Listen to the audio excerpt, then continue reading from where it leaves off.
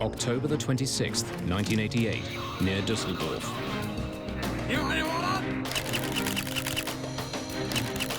For weeks, German police have been following a group of suspected terrorists around the ancient town of Neuss.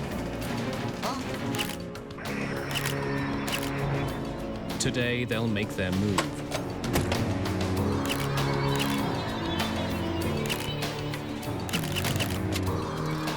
Jetzt! Bicker! Bicker!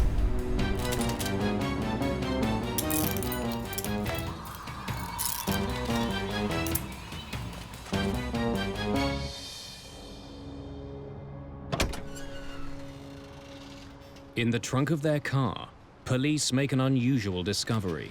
Berühren Sie es nicht.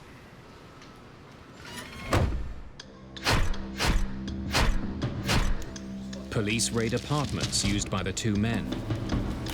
They find a number of blank passports and a small arsenal of weapons. When police closely examine the radio recovered from their car, they find it's wired with explosives.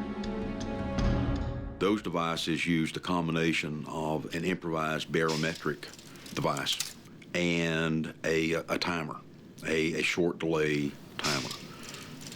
All these devices were, in fact, supposed to go onto an aircraft. A barometric timer is set off by changes in altitude. It's triggered when it reaches a certain height. Since that guarantees a plane will be in the air when the bomb goes off, it's a favorite device for those targeting passenger jets. The two men arrested in Germany work for a well-known terrorist organization, the Popular Front for the Liberation of Palestine. Leader of the PFLP-GC, Ahmed Jibril, made a speech in Libya in 1986, and one of the things he said was that until there's peace in the Middle East, there would be no safety for anyone traveling on an American or an Israeli airliner. Hafez Dalkamouni is shipping weapons to Syria and Lebanon.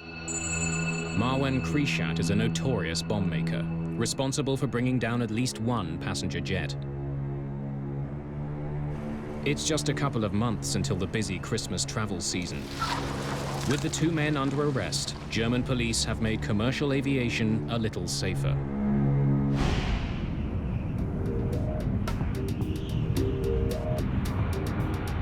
Two months later, Pan Am Flight 103 is on its way from London to New York. The jet has just taken off from Heathrow Airport. There are 259 people on board. Most of the passengers are American. Charles McKee actually works for the US government. Khalid Jafar lives in Detroit and is returning home from a trip to Lebanon and Germany. The first part of the trip to the United States takes the plane northwest up over Scotland. The so-called Daventry departure is one of 6 preset routes that jets follow on their way out of Heathrow. Lockerbie is one of several small towns the plane will pass over. Tucked away in the Scottish lowlands, residents are barely aware that they live below a busy aerial highway.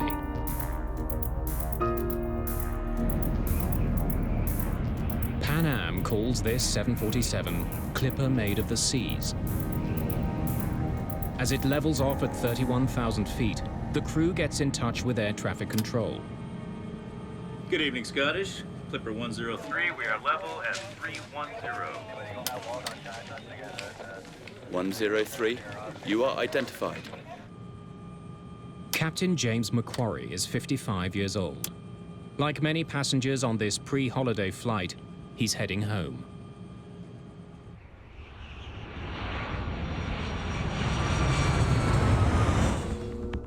Five miles below, the people of Lockerbie prepare for Christmas. Michael Gordon is chatting with a friend when a strange rumbling noise fills his house. Hang on, there's something odd outside here. The weather that night was a bit wild. There was a fairly strong westerly wind, and I could hear it hitting the window in front of me. From my window I can see Lockerbie because my house sits up on the hill. And I heard this noise which was above the noise of the wind, and the noise sounded like thunder. And the noise got louder and louder. And I could hear the noise then got to the stage of being similar to a jet fighter. And at that time, we had a lot of military aircraft passing through the area. However, I saw dark objects, dark things falling from the sky. Against the lights of Lockerbie, I could see these black objects coming down. And then, from my right, quite high on my right, I could see a long, thin, black object which had a fire on the upper surface coming in. And it was making its way towards Lockerbie.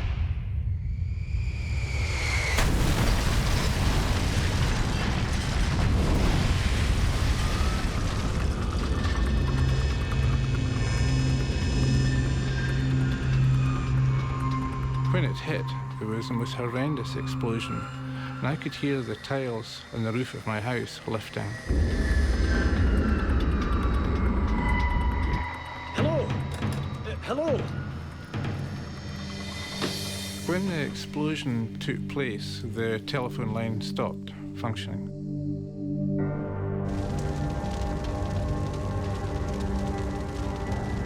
Lockerbie is burning.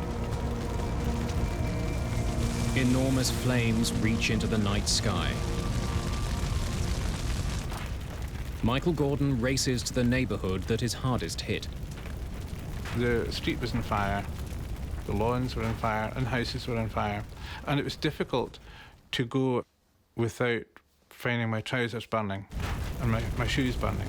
You had to jump about quite a bit because everything was on fire. But I remember at that point finding an airline ticket, and it was perfectly intact. There's no damage by fire or fuel or contamination of any sort. And the airline ticket said London Heathrow to JFK. Somehow, Pan Am Flight 103 has fallen from the sky and smashed into Lockerbie, Scotland.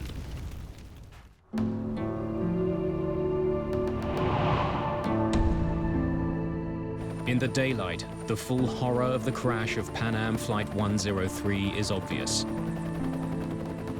Several houses on the ground have simply vanished, vaporized when the plane smashed into them. An enormous crater is torn through the southern edge of the town. 1,500 tons of rock and earth have been blasted out of the ground. 11 people from Lockerbie are dead, along with all 259 people who were on board. As far as I know, I've lost my brother-in-law, my sister-in-law, and their house is just a 30-foot crater. In the ruins of their homes, they search for the bodies of the aircraft's passengers. Such a catastrophe, so sudden, so great a shock for a quiet town. It looked like a scene out of hell. This whole road was ablaze. Didn't know what it was, and then we rushed outside and just all this debris coming down. Air crash investigators have arrived in Lockerbie within hours of the crash. Mick Charles is the lead inspector for the British Air Accidents Investigation Branch, the AAIB. One of the first sites we went to was the site of the crater. That was still smelling very much of aviation fuel for a start, and scattered all around were bits of debris and, in some cases, human tissue as well. Charles quickly gathers his team to begin looking for clues. It was all heaving, it was happening. There were loads of people, and it was, to some extent, chaos. You'll be organised into groups, headed by an AAIB inspector. Does anyone have any questions? The sooner we start, the better. More than 1,000 police officers and 600 members of the military pour into Lockerbie. You always have this sense of wanting to get to grips with what it is. It was quite clear that whatever it was colossal.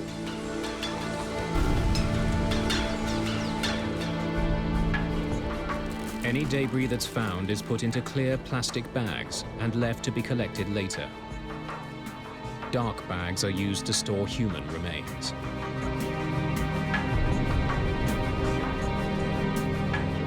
It's just days before Christmas, but the holiday spirit has been shattered. At the start of the investigation, what we were doing was finding out which bits of the aeroplane were where, actually finding all the aeroplane. The sheer scale of the disaster is difficult to comprehend. Chris, the RAF have offered us a helicopter. Can we use it? Absolutely.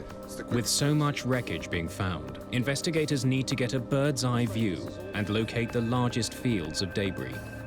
The maps of that area were a very short supply, and we ran out of them very quickly, so we had to use black and white photocopies initially. Investigators bring local police officer Michael Gordon with them to help in the search. The intention was for me to be able to identify geographical landmarks and identify parts of the aircraft. They soon get a better sense of their enormous task.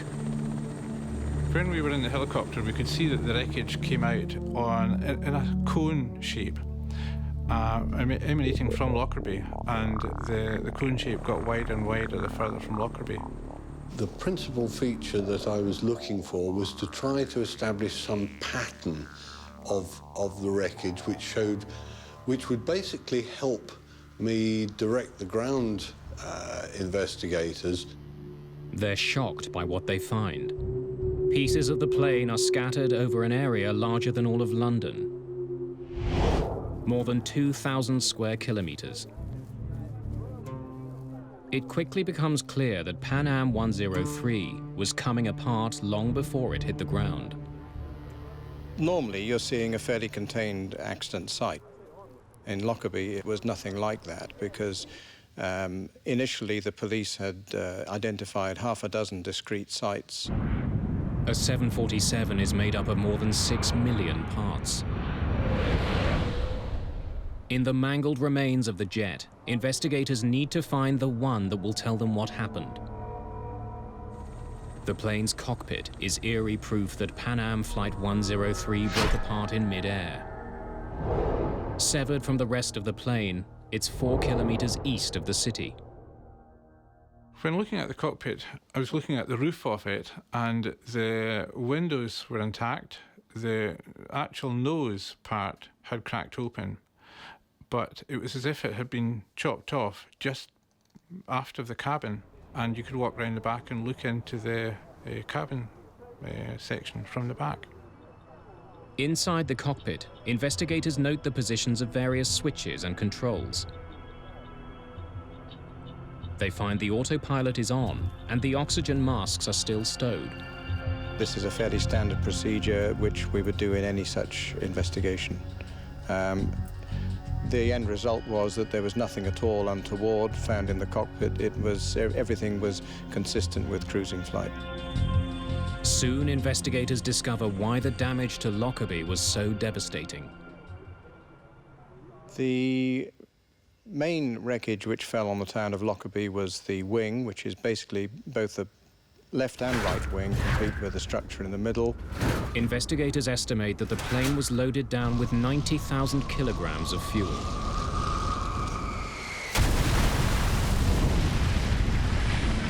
$150 tons, descending essentially vertically at up to about 500 knots speed, and there's an awful lot of energy in that. And that's what created the crater.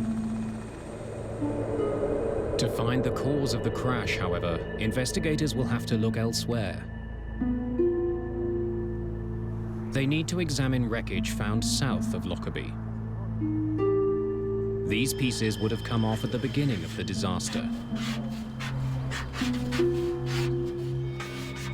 While the painstaking work of collecting evidence continues, investigators comb through maintenance records. Those records raise concerns with the plane's age. Clipper Made of the Seas was the 15th 747 ever built by Boeing. This was one of the older Boeing 747s. It was built in 1970, so it was 18 years old and had got something like 75,000 flying hours. Perhaps some critical part of the plane had given way as it flew over Lockerbie. The two obvious possibilities were that it was a straightforward structural failure, or it was possibly the result of sabotage. McCharles, Tom Thurman, FBI. Good to meet you, Tom. I was expecting you. While the investigators are searching for possible answers in the history of the plane, the second possibility, sabotage, is also being pursued. We were there to provide technical expertise to the Scottish investigators into explosives and explosive damage, and that the telltale sign that it could be a bomb.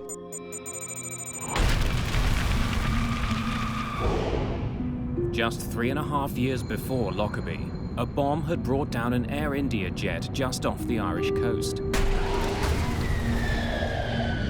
In that case, the plane and vital clues sunk deep to the bottom of the sea. But the wreckage of the Pan Am flight litters the Scottish lowlands. If it was a bomb, there's a chance that important evidence can be found. What kind of logistical effort is it going to take to find everything, and I mean everything, and bring it back to a location to be able to look at it and come to some conclusion? With the fragments that we found on the ground, we were picking those up. We were looking for blast damage on these pieces of metal. But until we found something that said it was a bomb, physical evidence, it was an accident. We were very mindful of the fact that there was plenty of reports in the media about it being a terrorist act.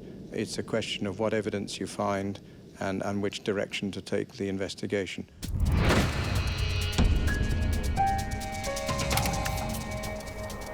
In the first 24 hours, 4 separate groups have claimed responsibility for bombing the jet. The guardians of the Islamic Revolution are undertaking this heroic execution in revenge for the blowing of the Iranian airplane by America.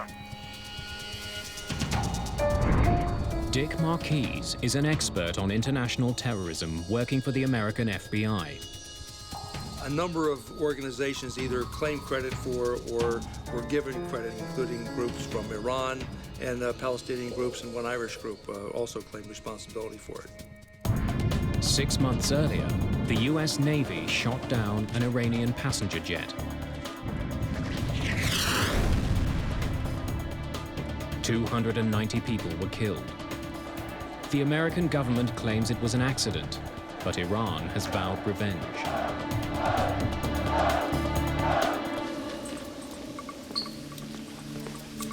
Other threats had been made in the weeks before the crash. The American embassy in Helsinki received an anonymous warning that a bomb would soon be put on a Pan Am flight leaving from Frankfurt. Officials eventually discounted the threat, but a notice was posted in American embassies. Many of the passengers who boarded Flight 103 had come from Frankfurt on a connecting flight. Right, excellent work, everyone. Then, on Christmas Eve, just 3 days after the crash of the plane, the investigation gets an enormous break. Everyone clear on what they need to do this evening? Terrific. Tom, can I see you? Absolutely.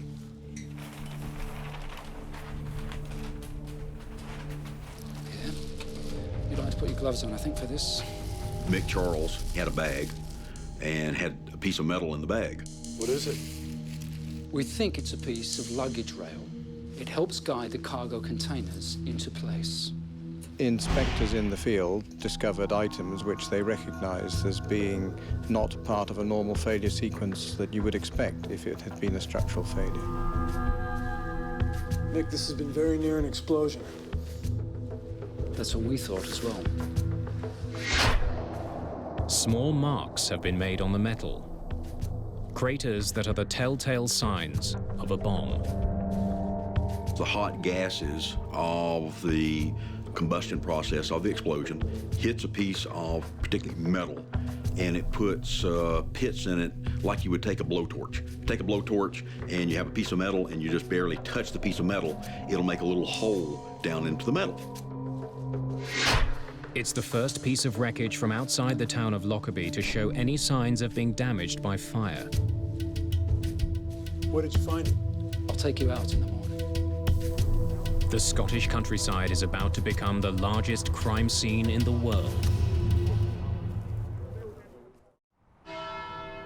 It's Christmas Day, 1988. But in Lockerbie, Scotland, people are still reeling from a devastating plane crash. Christmas is just going to be remembered for all the wrong reasons. It's just tragic for everybody. We'll never believe in God again. For air crash investigators, December the 25th is treated like any other day at work. That was, in my mind, the most distinguishing characteristic of Lockerbie. And although it was over Christmas, you just stay there and you do what you have to do. Investigators converge on a farmer's field outside of the town. Over here! Keep yelling! We can't see you! The weather had turned horrible. Foggy, kind of misting rain. You couldn't see 10 feet in front of you. And there was debris literally all over the place. Another piece of the baggage compartment rail has been found.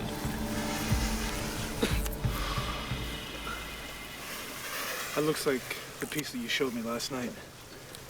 About 20 inches is just gone. And lo and behold, that was the other piece of the skid rail that was literally sticking in the ground. We made some photographs. You know, it was a Christmas present that we could go out there to this farm and find the other piece of metal that had been blown off. No, we were not fascinated. We were pumped.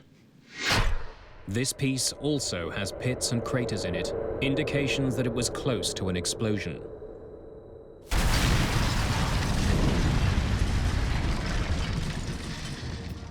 The pieces of wreckage are part of the southern debris field, and near the beginning of it.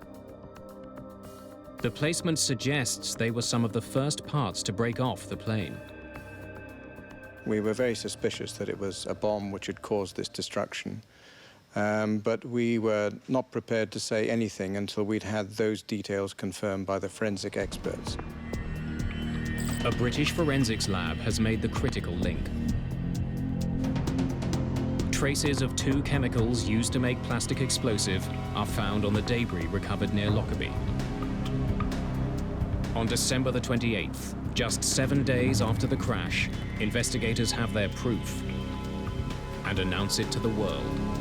It has been established that 2 parts of the metal luggage pallet's framework show conclusive evidence of a detonating high explosive. The crash of Pan Am Flight 103 is now officially a crime. Our mandate with regard to Lockerbie was find out who did it and prove it.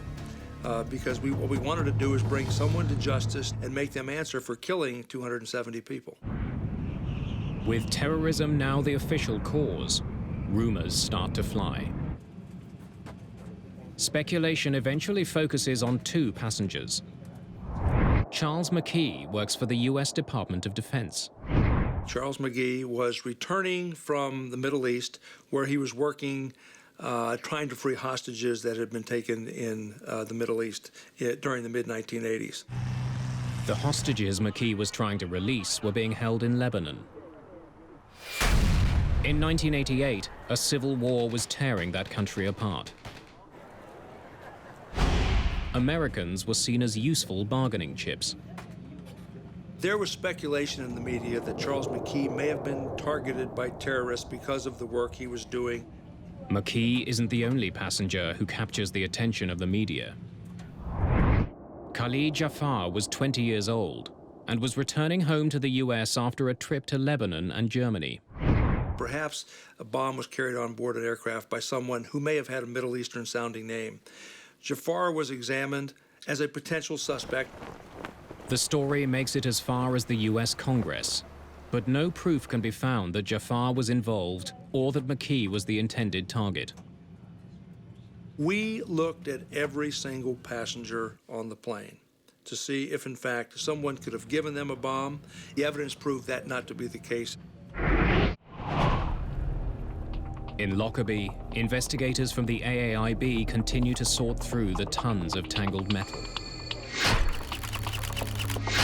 We could, I suppose in theory, have just stopped, but we thought, we know it's a bomb, we have all of the wreckage over land, it's an ideal opportunity to recover it all and to understand it properly. We knew it was a small bomb, but we didn't understand the explosive processes.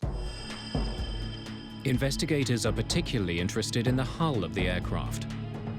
They move pieces of it to a military hangar just outside of town.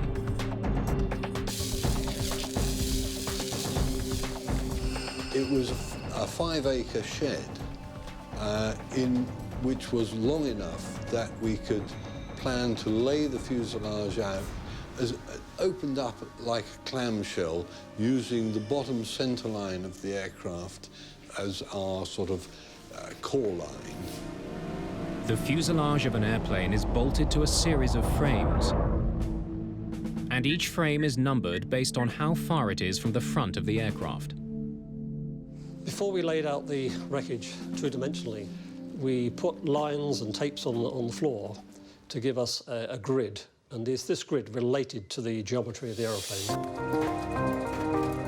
They begin to reassemble it, like an enormous jigsaw puzzle. A lot of the structure bears characteristic shapes that you can say immediately, this looks like a door frame. A lot of stuff, it has unique part numbers, which can help you identify small and fairly, what you would call unidentifiable bits.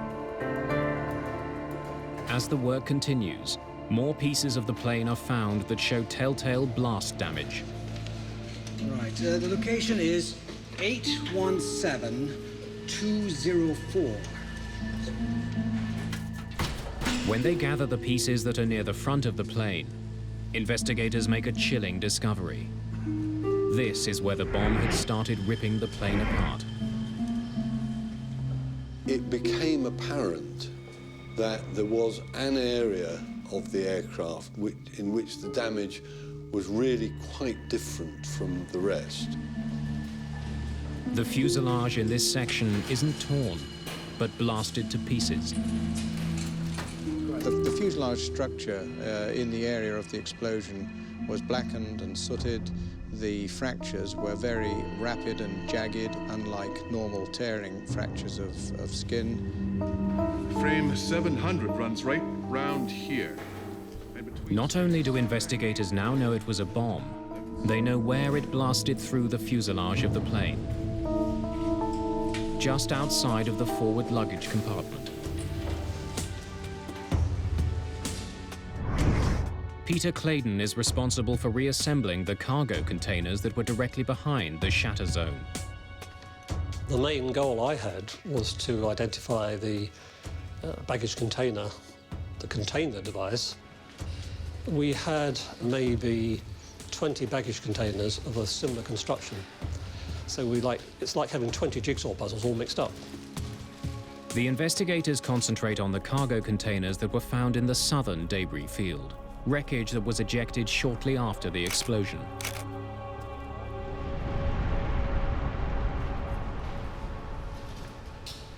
We concluded that there were only two on the aircraft, one made of aluminium, one made of fiberglass, and they had been adjacent to each other on the aircraft, and they were the only two that exhibited evidence of an improvised explosive device having detonated.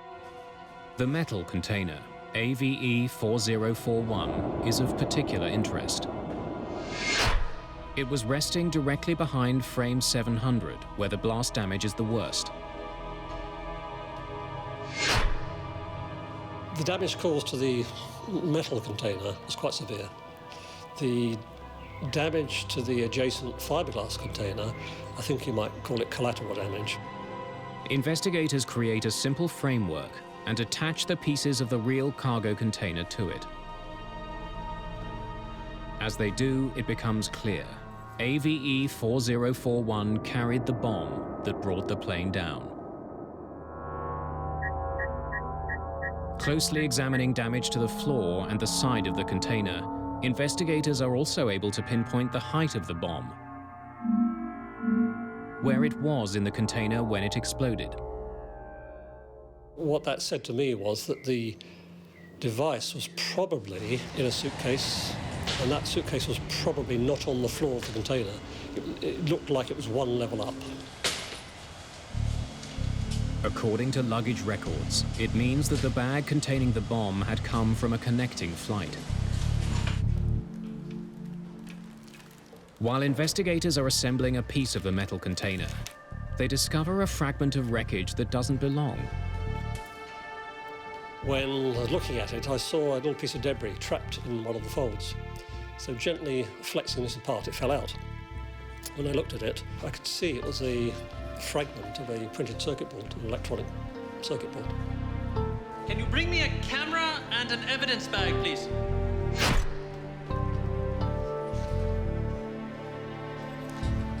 Let's get this to the lab. I didn't know whether it was a bomb, part of the airplane really, or what. It could have been somebody's shaver, for all I know. Eventually, forensic experts in Britain determined that the circuit board was a piece of a specific brand of radio. News of the discovery makes its way to Washington.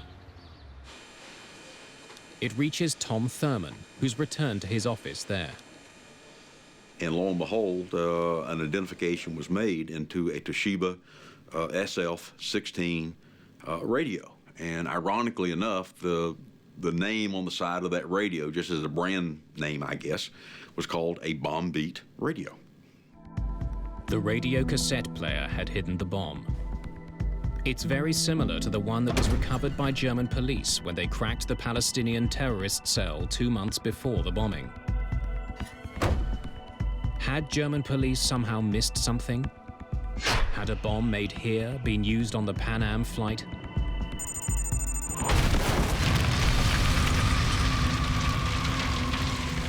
When the bombing happened, one of the initial suspects certainly was the PFL-PGC cell in Germany. The intelligence told us that the PFL-PGC was probably responsible for this. 49 passengers who eventually boarded the Pan Am flight started their journey in the German city of Frankfurt. Their bags were placed onto Flight 103 in London. But the airline did not ensure the passengers who checked in the bags actually got onto the plane.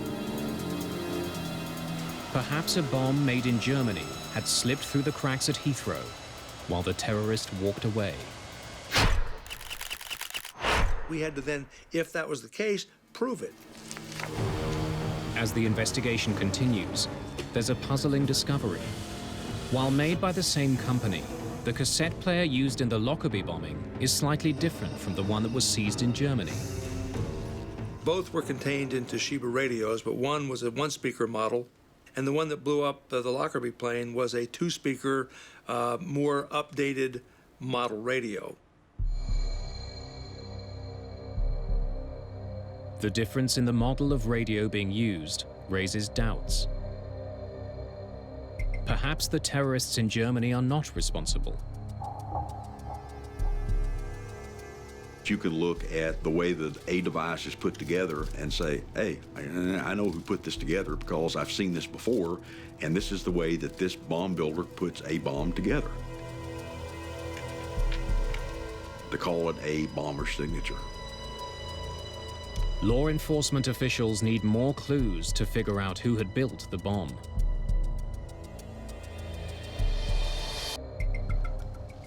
Perhaps the suitcase it was packed in can provide those clues. Studying small pieces of wreckage, British forensic experts find that the suitcase was a hard-sided Samsonite 4000. Samsonite made only a few thousand of these suitcases and sold all of them in the Middle East. Several pieces of clothing have also been identified that were very close to the explosion, likely in the suitcase that concealed the bomb. Most of these clothes were made by a single manufacturer and were only sold on the tiny island of Malta. So Malta became the focus of the investigation because of the manufacture and eventually distribution of some of the clothing that was found at Lockerbie. Investigators find the shop in Malta where the clothes were sold. The owner gives them another clue. The key thing that he told us was the person had a Libyan accent, something we didn't really have evidence yet that tied Libya to the bombing. It was just 2 weeks before the attack on the Pan Am flight. In 1988, Libya was reeling from a number of confrontations with the American military. Economic sanctions had been imposed.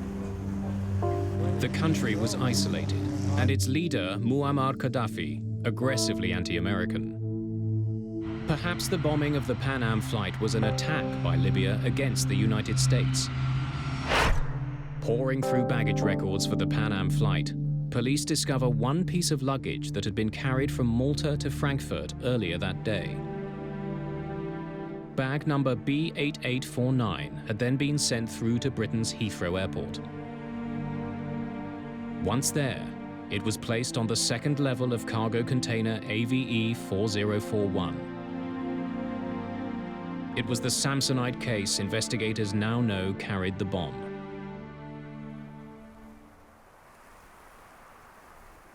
More than a year after the crash, a new discovery in Lockerbie helps simplify the confusing series of clues. Forensic experts discover another circuit board from among the clothes that came from Malta. It doesn't come from that circuit board that was in the SF-16 radio. And this circuit board is half the size of your thumbnail. A photo of the circuit board is sent to Tom Thurman. He believes it could be a piece of the timer from the bomb. I spent months literally looking through all of the files of the FBI on other examinations that we had conducted over many, many, many years. The FBI has photos of timers used to detonate bombs around the world. But Thurman can't find any that match the piece found at Lockerbie. Nope. Next. After a period, I ran out of leads. And at that point, said, okay, now we need to go outside the physical FBI laboratory.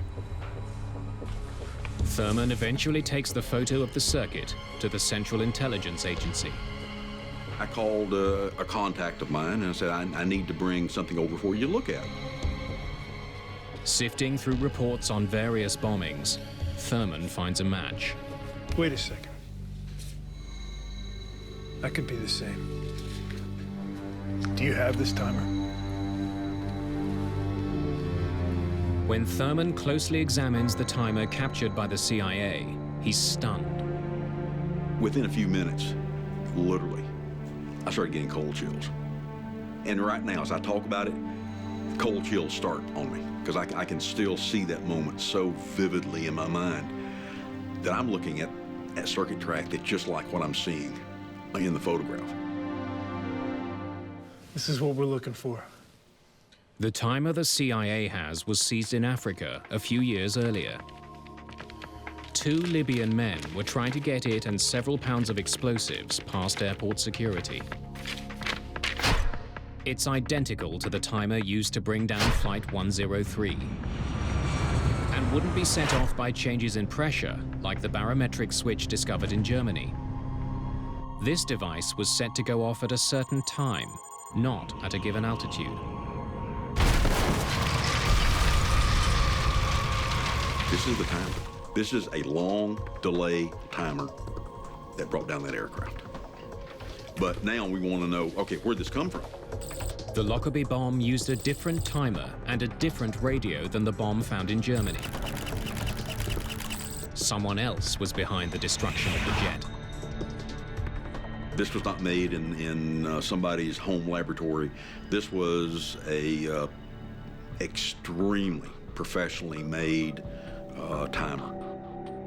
While the criminal investigation becomes murkier, the accident investigation is becoming increasingly clear.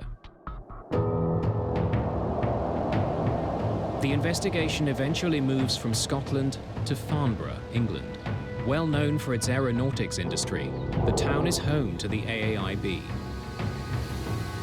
Several months after the crash of Pan Am Flight 103, investigators launch a massive endeavor.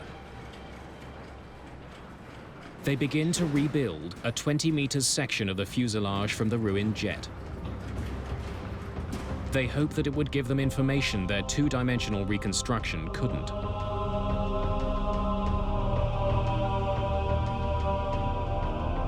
They can see that the explosion tore a 1.5 by 5 meter hole in the side of the plane.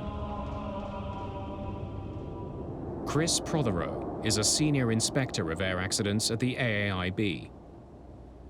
What was very difficult to understand was the fact that this area of direct damage was effectively a pinprick in relation to the size of the aircraft as a whole, and it was very difficult to understand how this pinprick of damage had resulted in such a comprehensive destruction of the aircraft.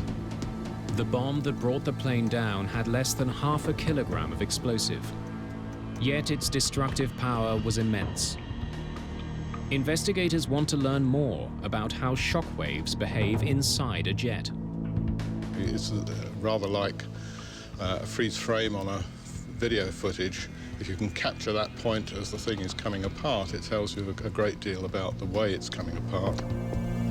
What they discover is that the initial blast wave wasn't the only one to damage the plane. A large section of the ceiling of the aircraft has been pushed up with so much force that the rivets connecting it to the plane's frame popped. It wasn't torn apart, but blasted by a shockwave. The other features that the 3D reconstruction allowed us to identify were areas of remote pressure damage on the crown skin and other areas where explosive shock had been channeled through the internal spaces in the aircraft. The inside of a jet acts like an echo chamber, bouncing the shock waves of the bomb around. They gather strength until they encounter a weak spot in the skin.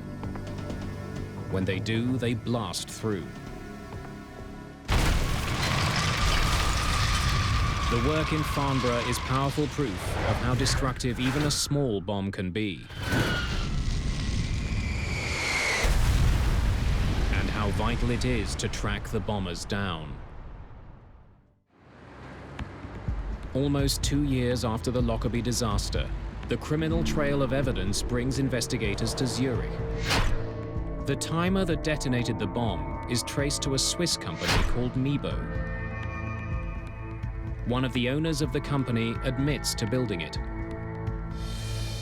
The timer was given to the Libyan government. A total of 20 of them were made, all delivered to Libyan officials. Early in the investigation, focus was directed at the Palestinian terrorist group in Germany. Now there's growing proof that they had nothing to do with the downing of Flight 103.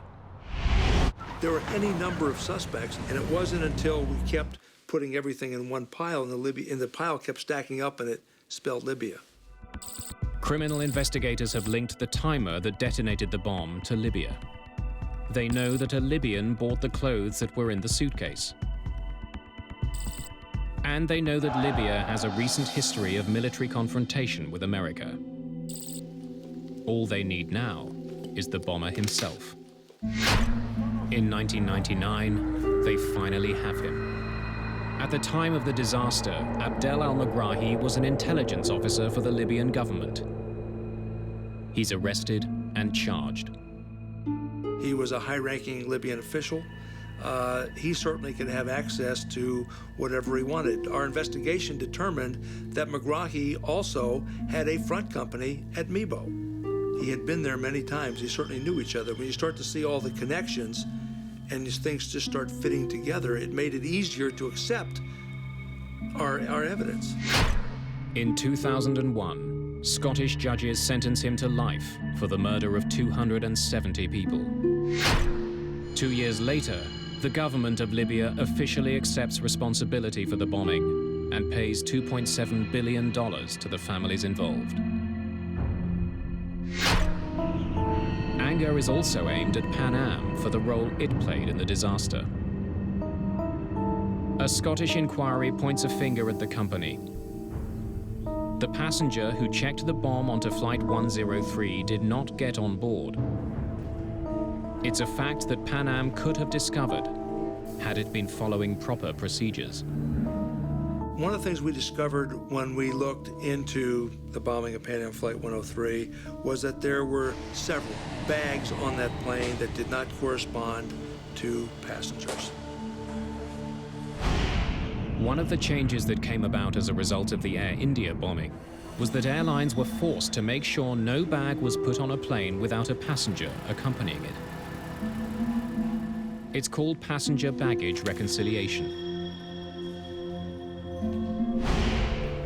Without proper notification, Pan Am had stopped matching passengers and baggage at Heathrow Airport.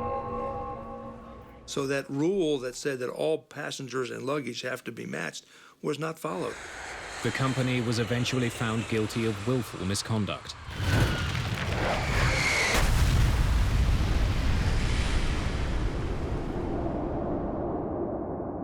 After the crash and the court ruling, Pan Am declared bankruptcy.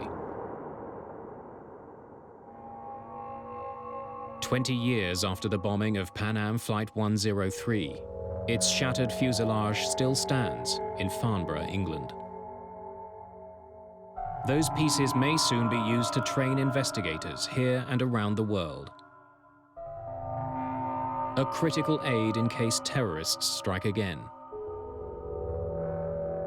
The enduring feeling I have as a result of Lockerbie is the tremendous level of cooperation we had from all the agencies. And considering that there were about 2,500 people with the military, the police, and so on involved in this, I think that's a great tribute. Lockerbie was a rare occasion that we felt honored to be a part of, to help make this happen. You know, we played small roles, but everybody played small roles to make big contributions to an overall success.